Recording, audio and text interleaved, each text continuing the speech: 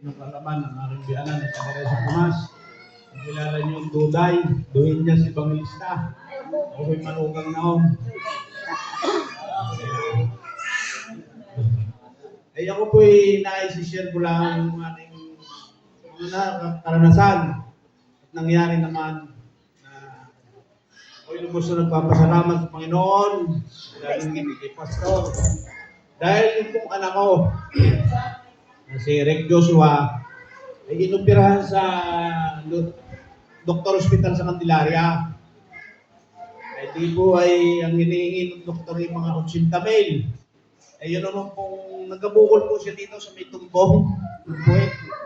Ay ngayon di nasakit.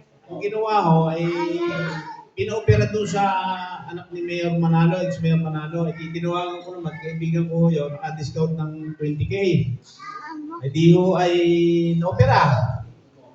Ay di ay ayos naman no, naopera. Ngayon no, nung siguro mga isang buwan, ay bumalik na naman. Parang may bumukol ulit. Ay di parang nervyos at baka daw cancer eh. Ay parang ay, pag nasa kayo sa motor, tagilid ang tayo eh. Bumukol ulit yung gilid. Ay di, yan nga, dumating si Pastor Tom. Sabi nung ina, ay iuwi kang dalhin doon, at iuwi kang paprehan. Ay ano ito nung makuha nga ni Pastor? Ay pag-alas ako, isa kong dalawa yata mo dapat mula at nawala na. Kaya ako, salamat sa Panginoon. Saka yung anak ng isa, si Ramos, may tumuupig siya dito sa Puson. Ay, pig siya nang mangyari. Ay, bakit di ilang laway ni Imen nung asawa ko. Nilagyan na ano lang, isa't nawala na rin eh. Kaya ba, talaga, himala nga pala ang Panginoon. Kaya, inisip ko po.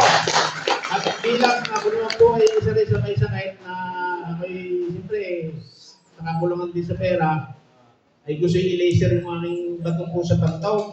Ay ngayon, ay di ba yung aking iniaalo ay yung langis na o ni Pastor, ay inawa naman din sa may nakakaling naman. Sana po ay gumaling na ng lumbusan.